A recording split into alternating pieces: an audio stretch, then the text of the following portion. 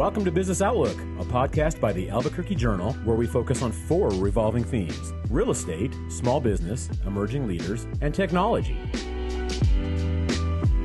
CNM is truly one college with infinite possibilities in tech and data sciences.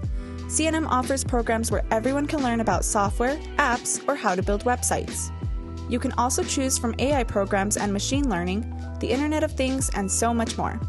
CNM, one college, infinite possibilities, and a proud sponsor of the Albuquerque Journal's Business Outlook. Hi, welcome back to the Business Outlook podcast with the Albuquerque Journal, presented by Central New Mexico Community College. I'm Ryan Botel, and today's Outlook is focused on small business.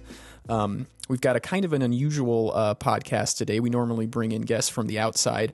Today, our guest is Allison Carpenter, and Allison is our brand new reporter here at the Journal. She works on the business desks, and she's going to cover retail. And as being the retail reporter, she's going to be covering a lot of, restaurants, small businesses, and that sort and other local businesses. So I'm thinking that this Business Outlook podcast that's focused on small businesses, you're probably going to see Allison Carpenter filling in quite a bit. So, Allison, we're glad to have you here at the Journal. Thank you so much for having me. And can you start? Can you just tell us a little bit about yourself? Yeah, I'm mostly from New Mexico. I've lived here the majority of my life. And I started my journalism career down at Roswell because print journalism was really important to me. And so I'm excited to be here at the Albuquerque Journal, reporting on local news and keeping it in print. Mm-hmm. And it's an interesting position for you to take as a reporter focused on retail, because you came from retail. I mean, we hired you. You were working as a barista. You've had some jobs in the restaurant side of the small business world. Yeah, I was a barista for all of my college career. I worked mostly at small shops, but a little bit at Starbucks. And then I was a waitress for 3 months, but that was too hard. Mm-hmm. Okay. And one thing that I thought we could have an interesting conversation about is when you came here, and I guess I should say when I go back and visit my family, aunts, uncles, cousins, and they're not in the news business, one thing that they're always interested in and they ask me about is, how do you know what to write about? How do you find stories? And I tell them, you got 2 options as a reporter. You're either going to come in with your own story ideas and write about things that are interesting to you, or your editor's going to assign you stories and you're going to write whatever he or she assigns you to. And you came in on day 1. You had a really interesting story idea, and it's been one of our most read stories for the past couple weeks. And you said, I wanted to do a story about ghost kitchens. And I was like, I don't know what a ghost kitchen is. So to start, just explain what this ghost kitchen idea concept is. You can even just explain it the same way you did to me. So, a ghost kitchen is when a restaurant poses as another brand or identity on ordering apps like Uber Eats or on DoorDash. Mm-hmm. So the idea is that it is one kitchen making all of the food, but they are populating apps with a lot of opportunities for you to click on them. It can be a little deceitful because you don't necessarily know where your food's actually coming from. Mm-hmm. For example, and this is one that's apparently well known, the restaurant chain's Chili's. What is it? It's just wings or something like that. Yeah. Another really famous one that I feel like a lot of people heard about was Chuck E. Cheese made a ghost kitchen called Pasquale's Pizza, which was ooh, we're an Italian restaurant. And, but yeah, a lot of them tend to go, if you're Chuck E. Cheese, tend to sound a little bit fancier because most people aren't ordering from Chuck E. Cheese to eat at, or they tend to go for things that they're already making. Chili's already has boneless wings, so they do boneless wings. Ironically, I think probably one of the most common ones is wings. Most family restaurants have wings on the menu, but mm-hmm. And we talked to I think it was the corporation of Craft Republic, and they talked to us about this concept and why they do it. And I mean, they said it increases revenue. I think we quoted a Craft Republic official that's saying about 17% of their total revenue is them selling food as another company. Yeah.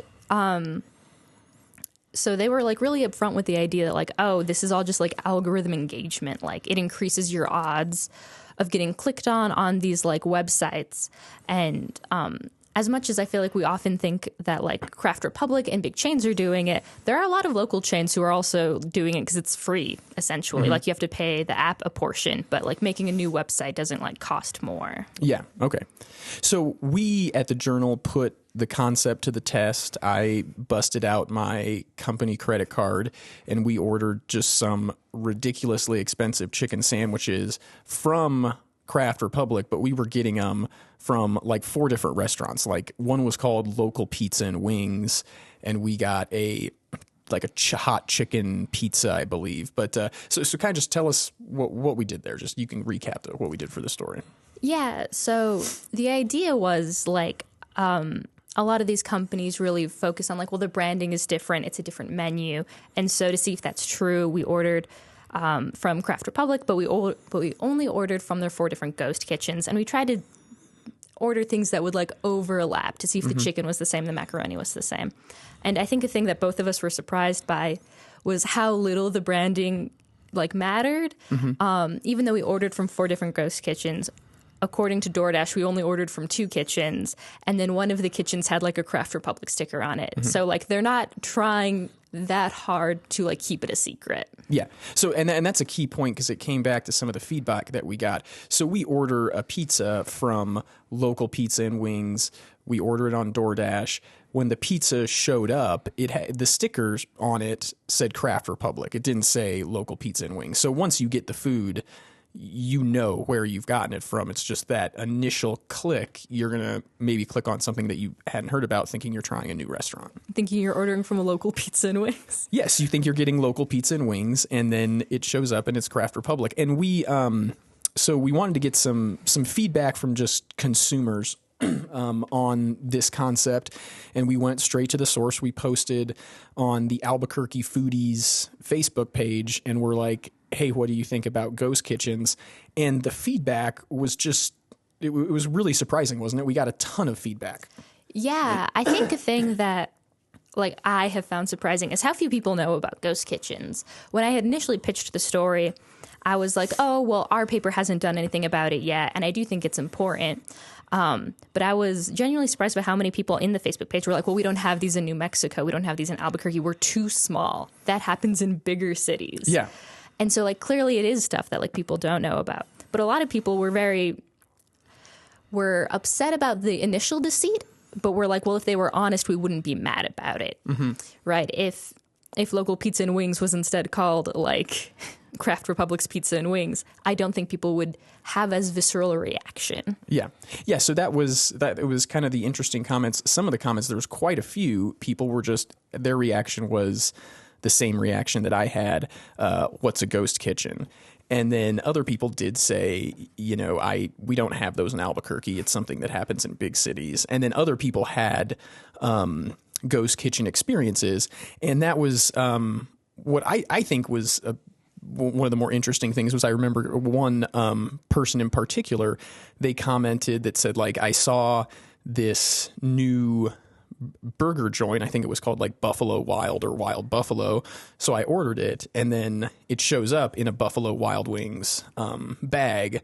So, and they were like, I didn't know that I was supporting Buffalo Wild Wings. Other people said, like, if I wanted to get Denny's, I would have ordered from Denny's. Instead, I ordered from something that's named local, and they end up getting, you know, a Denny's package or a Buffalo Wild Wings package.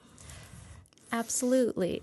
I mean, I think, like, the initial pitch sounds good. There were some people in the comments who were like, oh, well, if, like, local businesses are using this and it's helping them. So I think there's, like, a lot of sympathy that goes out to, like, well, whatever you can do to get by. But I think that sympathy leaves when it's like, oh, you're the chain Denny's. Like, you're a, like, national company. You don't need to, like, get help getting by. And also, like, the fact that we're out of the pandemic, I think people just have, like, a much lower tolerance for this kind of stuff. Yeah, you get into that in your story that these food delivery services have been around for a long time, but it was you know, the COVID-19 pandemic of 2020 really took this industry off to a new level. Yeah, I think I think part of the idea that this is a big city thing is the fact that like, oh, well, people don't order from like Grubhub here. We don't have people who do that. And that's just like not true. I think it's a thing that affects like typically younger generations. A thing that sent me off to the story was I was really surprised by how many of my friends were like, oh, I got into the habit of ordering during the pandemic and I just haven't stopped. Like now that I'm going back into the office, like cooking at home is so much work, which is what made me want to write about it initially, was just like, oh, a lot of my friends are doing this. But I think to circle back to your initial question, the thing that is surprising is that the New York Times was like, well, this is going to die down after the pandemic. We're going to like lose a lot of this. People are going to go back in. And that just doesn't seem to be happening. Mm-hmm. Yeah, you were citing a New York Times story on ghost kitchens that sort of predicted that this was going to scale back now. And we're not. I pay attention to it a lot more now. And I've been noticing that like when I'm pull up Google, Google on my phone, Google Maps, and I put restaurants near me, I'll see Craft Republic, but then I also see local pizza and wings or whatever, Philly Steaks R Us or whatever. I don't know what they were, but you see them like they're not hiding. They're just right out there in the world for people to see. I mean, it's all right there.